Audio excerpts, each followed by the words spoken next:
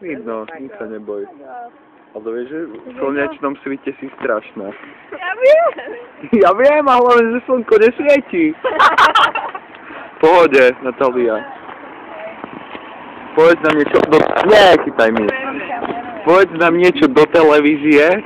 Ľudovít zo Štúrova. Vyhrali ste 5 korún. Nechcete vyhrať 5 korún ako Ľudovít zo Štúrova? Čo? Toto? Milionár? A ja chcem toto. Vážne?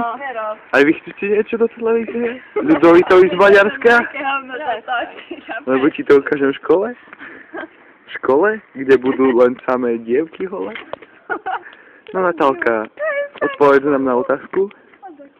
Ktorý slovenský spevák nosí kráľovské gamaše a má slavné gitary? Ako sa volá? Ako sa volá? Povedz nám. Ako sa volá? No. Peter? Peter? Ako sa volá? Nagi. Presne. Vyhrali ste 4 koruny. 4 nenormálne dôležité koruny. Nie, nemám tu na mobile. Posledná otázka za 7 korún. Počkaj, musíme sa Natálie. Posledná otázka za 7 neuveriteľných 7 korún. Ktorý slovenský spevák, počkaj, ty ma neštekuj, ktorý slovenský spevák si svojich 37 vlasov češe do ofiny a má krásny bolševický polnofús a vlastný pes, vlastný pes ho rozjebal po dvore.